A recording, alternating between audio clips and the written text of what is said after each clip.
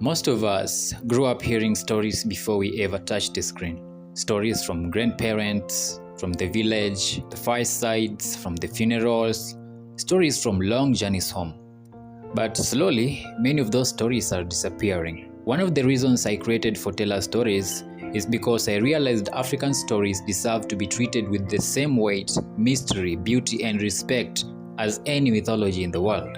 When people hear mythology or fantasy, they immediately think of Europe, Greece, Vikings, or Japan. But Africa has always had worlds of its own. Ancient kingdoms, spirits, warriors, creators, prophecies, legends, entire universes hidden in oral traditions. I started noticing that many of our stories survive only in fragments. An elder remembers part of it, a community remembers another part. Some stories are never written down at all, and that scared me. Foretella Stories is not just about entertainment for me. It is preservation, imagination, identity, and memory. I want young Africans to grow up seeing their own cultures as cinematic, powerful, worth documenting, worth imagining beyond school textbooks. There are stories in Kenya alone that could become films, animations, novels, even documentaries and global franchises if we take them seriously. I do not think Africa lacks stories. I think we lack enough people building systems around those stories. Sometimes I sit and think about how many legends disappeared before cameras existed, how many names vanished because nobody recorded them. And I keep asking myself, what if this generation becomes the one that archives them?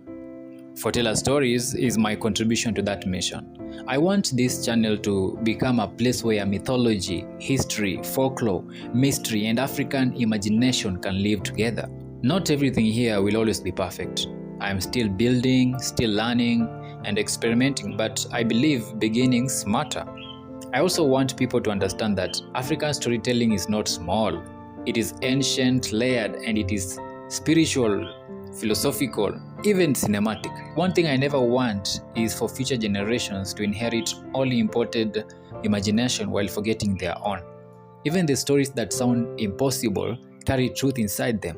They tell us what communities feared, respected, worshipped, protected, or dreamed about.